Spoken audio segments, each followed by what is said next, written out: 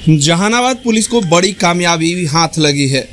बुधवार और गुरुवार के दरमियान की रात में मां इंफ्राटेक प्राइवेट लिमिटेड कंपनी के द्वारा टावर शिफ्टिंग का काम एरकी में हाईवे के पास किया जा रहा है, जिसके गोदाम में अज्ञात हथियारबंद अपराधियों के द्वारा वहां के मजदूरों का हाथ पैर बांधकर गोदाम में रखे 2 ट्रैक्टर सहित गोदाम से 8 प्रकार के बिजली की सामान की लूट कर ली गई थी।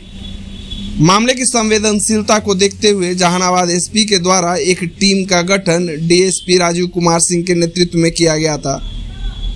टीम ने त्वरित कार्रवाई करते हुए 36 घंटा के अंदर लूटा गया एक ट्रैक्टर, लोड माल सहित और घटना में प्रयोग किया गया tractor, bullet, tempo, Apache motorcycle और एक मोबाइल बरामद किया है। साथ ही एक अपराधी जिसका नाम वीरू कुमार है और गया जिला के सरबहदा बाजार का रहने वाला है, उसकी गिरफ्तारी भी हुई है। कांड के अन्य संलिप्त अपराधियों की गिरफ्तारी के लिए छापेमारी की जा रही है। छापेमारी में गया की एसटीएफ टीम का भी सहयोग लिया गया था। 4 और 5 की रात्रि को हम लोगों को एक सूचना प्राप्त हुई थी कि इरकी बाईपास पे मां इंफ्राटेक प्राइवेट लिमिटेड का वहां पे गोदाम है, वहां पे कुछ अज्ञात हथियारबंद लोगों ने मजदूरों को बंधक बनाकर जो बिजली का जो पुराने सामान थे, ट्रैक्टर सहित उसे लूट लिया गया है। घटना की सूचना प्राप्त होते ही तत्काल पुलिस अधीक्षक द्वारा एसआईटी टीम गठित कर अनुसंधान प्रारंभ कराया गया। अनुसंधान के क्रम में हम लोगों ने तकनीकी और सीसीटीवी फुटेज के आधार पर इस घटना को घटना कारित होने के 36 घंटे के भीतर इसका सफल उद्भेदन करते हुए घटना में लूटे गए एक ट्रैक्टर माल सहित बरामद किया गया है और घटना में प्रयुक्त ऑटो जिससे वो लोग आए थे, बाइक और एक ट्रैक्टर को भी हम लोगों ने जब्त किया है और तकनीकी सर्विलांस के आधार पर सभी अभियुक्तों को चिन्हित कर लिया गया है और कल छापेमारी के क्रम में एक अभियुक्त गिरफ्तार भी हुआ है। शेष अभियुक्त एक्चुअली ये लोग 100 यात्रा में शामिल थे, जहां पुलिस ने संयम और धैर्य के साथ छापेमारी किया है, जिसमें एक अभियुक्त को गिरफ्तार किया गया है। शेष 3 अभियुक्त वहां से फरार हो गए थे और उनके घर पर छापेमारी के क्रम में हम लोगों को बाकी सामान की बरामदगी हुई है। गया ये 2 बोध गया थाना क्षेत्र के रहने वाले हैं ये लोग और यूनिवर्सिटी गया क्षेत्र के कुछ लोग इसमें शामिल हैं। इनका पूर्व से आपराधिक इतिहास रहा है और इस मामले में हम लोगों ने तकनीकी सर्विलांस के आधार पर केस का उद्भेदन किया है। कांड के पीछे क्या वजह रहा है? फिलहाल तो हम लोग इसको लूट का मान रहे हैं, बट कल जो बंधक बने मजदूरों ने इस कांड में नए तथ्य लाए हैं, उस बिंदु पे भी हम लोग अनुसंधान कर रहे हैं। इनका नाम वीरू कुमार, उम्र 25 वर्ष, पिता जितेंद्र कुमार, साकिन सरबधा बाजार, थाना सरबदा, जिला गया। जहानाबाद शहर और आसपास के इलाकों में चोरों की नजर बंद घरों पर है। जहानाबाद टाउन थाना क्षेत्र के गांधी नगर मोहल्ले में ऐसी ही एक घटना सामने आई है, जहां ताला तोड़कर चोरों ने लाखों रुपए का सामान चुरा लिया। यह घर सौरभ कुमार का है, जो प्राइवेट में नौकरी करते हैं। इन दिनों गर्मी की छुट्टियों में परिवार के साथ रिश्तेदार के घर रह रहे थे। घर में ताला लगा था। चोरों ने मौका देखा और ताला तोड़कर घर में घुस गए। चोरी की घटना कब हुई इसका एग्जैक्ट पता नहीं चल पाया है। पड़ोसी भाई ने जब टूटा हुआ ताला देखा तो उन्होंने सौरभ कुमार को मोबाइल पर इसकी सूचना दी। सूचना मिलते ही सौरभ जहानाबाद पहुंचे। घर की तलाशी ली तो लाखों रुपए का सामान गायब मिला।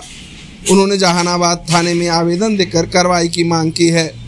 थानाध्यक्ष ने बताया कि आवेदन मिला है, जांच कर पुलिस उचित कार्रवाई करेगी। मेरा नाम सौरभ कुमार हुआ। हम पटना में प्राइवेट जॉब करते हैं। तो बच्चे लोग को गर्मी की छुट्टी हुआ था तो अपने मायके गई थी। तो अचानक आज सुबह में मेरे बड़े भाई साहब सुनील कुमार जायसवाल जी हैं, जो कॉल किए कि आपका ताला टूटा हुआ है। तो उसी दरमियान में हम तुरंत सा ट्रेन पकड़ करके हम वापस जहानाबाद पहुँचे। जहानाबाद पे पहुँचे तो हम देखे कि सारा ताला टूटा हुआ है और सामान सारा अस्त व्यस्त है। और मेरा जितना गहना वगैरह जो भी सामान था, कांसा का था, पित्तल का जो भी सामान था, सारा चोरी हो गया। लमसम 3 से 3.5 लाख का लमसम में चोरी हो गया सर। मैंने क्या गहना जहानाबाद शहर और आसपास के इलाकों में चमचमाती सड़कें बन गई, जिससे आवागमन तो आसान हुआ, लेकिन इसका साइड इफेक्ट हर दिन देखने को मिल रहा है। एक बार फिर से सड़क दुर्घटना में एक युवक की मौत हो गई, जबकि 2 लोग घायल हो गए। पूरी घटना बरबट्टा मोड़ के पास की है, जहां रात में एक कार्यक्रम से लौट रहे सरीन के रहने वाला बाइक सवार दुर्घटनाग्रस्त हो गया। बाइक पर सवार 2 लोग जख्मी हुए जबकि एक युवक की मौत हो गई। सभी को जहानाबाद सदर अस्पताल लाया गया। मौत की खबर जैसे ही गांव में पहुंची, गांव से कई लोगों की भीड़ जहानाबाद सदर अस्पताल में इकट्ठा हो गई। लोगों का रो रो कर बुरा हाल था। सूचना मिला कि एक्सीडेंट हो गया हाजीपुर और बरबट्टा के बीच में। कहाँ की घटना बता रहे सर ये? मंडी कहाँ कहाँ पर एक्सीडेंट हुई है? हाजीपुर और बरबट्टा के बीच में। कितने लोग थे ये लोग? 3 लोग थे। कहाँ से आ रहे थे सर? इन लोग को मंडी से आ रहे थे। कहाँ की ओर जा रहे थे सर? ये पता नहीं कहीं बराते जा रहे थे। कितने लोग थे लोग? 3 लोग। किससे एक्सीडेंट हुआ पता चल पाया सर? ये कमलेश कुमार। कैसे एक्सीडेंट हुआ पता चल पाया? इधर से कोई पिकअप वैन आ रहा था, वही मारा है। जहानाबाद में भाकपा माले के कार्यकर्ताओं ने मुजफ्फरपुर के जगन्नाथपुर में 10 वर्षीय दलित समुदाय की नाबालिग बच्ची के साथ हुई दुष्कर्म की घटना और कुछ ही दिन के अंतराल पर सीतामढ़ी में हुई किशोरी की हत्या की घटना के साथ ही इलाज में हुई घोर लापरवाही को लेकर जिला सचिव जगदीश प्रसाद के नेतृत्व में विरोध मार्च निकाला, जो अरवल मोड़ पर सभा में तब्दील हो गई। इस दौरान भाकपा माले ने कहा कि ऐसी घटना चरमराती कानून व्यवस्था का प्रतीक है। घटना राज्य सरकार की दोहरी विफलता को दर्शाती है।